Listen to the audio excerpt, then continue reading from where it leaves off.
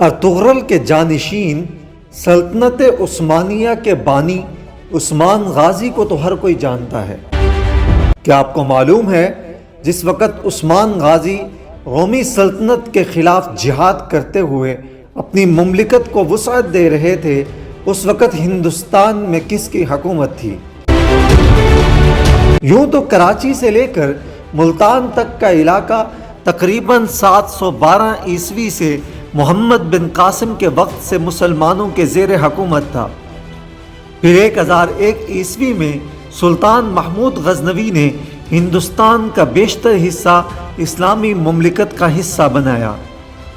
اس کے بعد مختلف ادوار میں مختلف مسلم خاندان ہندوستان پر حکمرانی کرتے رہے۔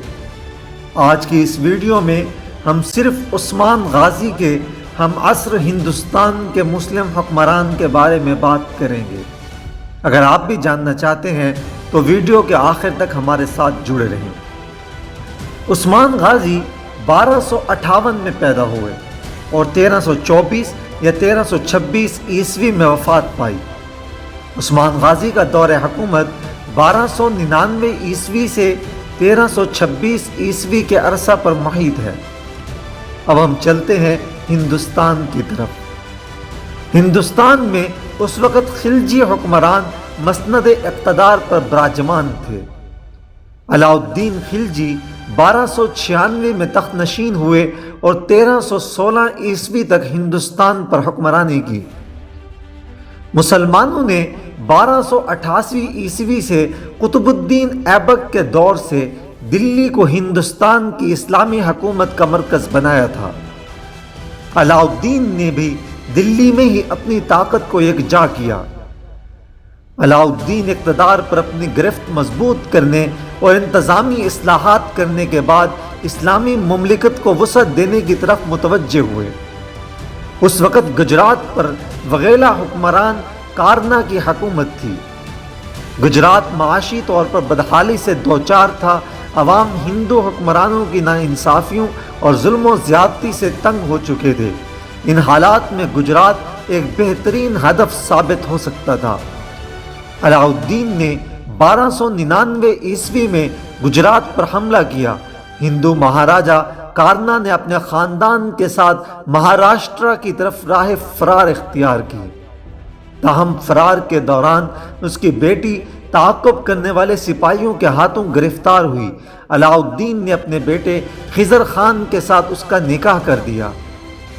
یہیں پر ملک کافور جو کہ ایک غلام تھا علاء الدین کو ملا۔ ملک کافور نے علاء الدین کی اس کے بعد کی فتوحات میں اہم کردار ادا کیا۔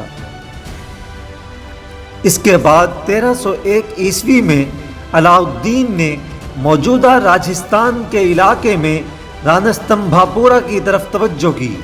یہاں پہ اس وقت راجپوتوں کے قبیلے چوہان سے پرتھوی راج چوہان کی نسل سے ہمیرا نامی حکمران تھا۔ اس ریاست نے کئی بار مسلمانوں سے شکست کا سامنا کیا اور ہر بار اپنی حکومت واپس حاصل کرنے میں کامیاب ہوتے رہے، مگر علاء الدین کے پرزور حملہ کے بعد اس خاندان کی حکمرانی کا باب ہمیشہ کے لیے بند ہو گیا۔ چتور کی ریاست اہم تجارتی راستے پر واقع تھی۔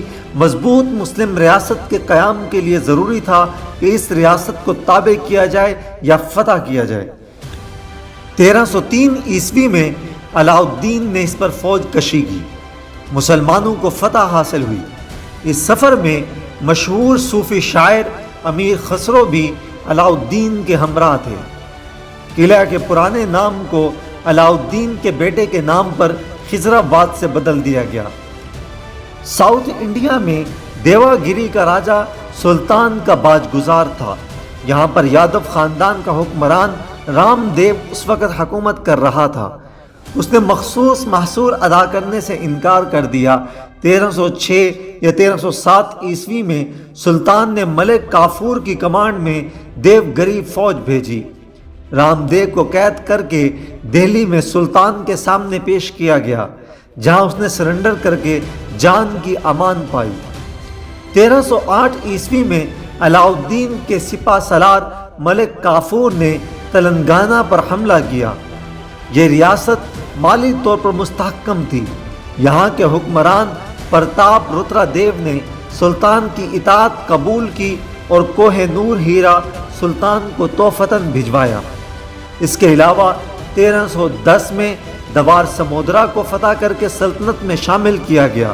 یہ ریاست موجودہ کرناٹکا کے علاقوں میں تھی۔ 1311 میں مادورا کی ریاست، جہاں پہ پانڈیا خاندان کی حکومت تھی، نے سلطان کی اطاعت قبول کی۔ اس کے علاوہ علاؤ الدین نے منگولوں کا کامیابی سے مقابلہ کیا۔ 1297 میں علاؤ الدین کی فوج نے قصور کے مقام پر منگولوں سے جنگ کی۔ منگولوں کو شکست ہوئی۔ امیر خسرو کے مطابق اس جنگ میں تقریباً 20,000 منگول کام آئے اور اتنے ہی تقریباً قید کر کے دلی لائے گئے اور بعد میں قتل کر دیے گئے۔ 1299 میں ایک اور منگول آرمی نے سندھ پر حملہ کر کے ایک قلعہ سوستان پر قبضہ کر لیا۔ علاؤ الدین کے جرنیل ظفر خان نے منگولوں کو شکست دی اور قلعے کا قبضہ واپس حاصل کیا۔ اس کے کچھ عرصہ بعد منگول لشکر نے دلی پر حملہ کیا۔ ظفر خان نے پھر بھرپور مقابلہ کیا۔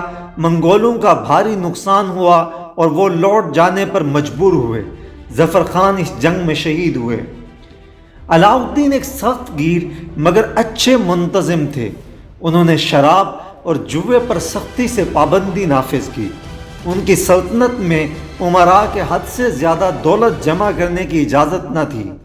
اس کے علاوہ حکومتی امور میں علماء کی مداخلت کو محدود کیا گیا۔ علاؤ الدین نے منظم فوج قائم کی۔ گھوڑوں پہ نشان لگانے کا نظام سلطان نے رائج کیا۔ فوجی اخراجات، سامان حرب کا ریکارڈ رکھنے کا نظام متعارف کروایا گیا تاکہ فوجی جرنیلوں کی طرف سے بدعنوانی کا خاتمہ کیا جا سکے۔ اس سے پہلے فوجی خدمات کے عوض جاگیریں دینے کا نظام تھا۔ سلطان نے اسے ختم کر کے نقد تنخواہ کا نظام رائج کیا۔ زرعی محصولوں کے لیے زمین کی پیمائش کا سائنسی بنیادوں پر نظام رائج کیا۔ غیر مسلموں پر جزیہ اور مسلمانوں پر مختلف ٹیکسز لگائے گئے۔ رشوت ستانی اور بدعنوانی کے خاتمے کے لیے شعبہ مال کے ملازمین کی تنخواہوں میں اضافہ کیا گیا۔ بدعنوانی اور رشوت ستانی پر سخت سزائیں نافذ کیں۔ علاؤ الدین نے مارکیٹ پرائس کنٹرول کا میکانزم بنایا۔ اناج سرکاری گوداموں میں ذخیرہ کیا جاتا۔ جو دکاندار ناپ تول میں کمی کرتا، اسی وزن کے برابر اس کی ران سے گوشت کاٹا جاتا۔ علاؤ الدین کا 1316 میں انتقال ہوا۔ کہا جاتا ہے کہ ان کے معتمد جرنیل ملک کافور نے انہیں زہر دیا۔ علاؤ الدین کے بعد 1316 سے 1320 تک قطب الدین مبارک شاہ نے حکومت کی۔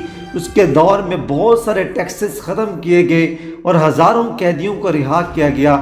بہرحال مبارک شاہ ایک متنازع حکمران تھا۔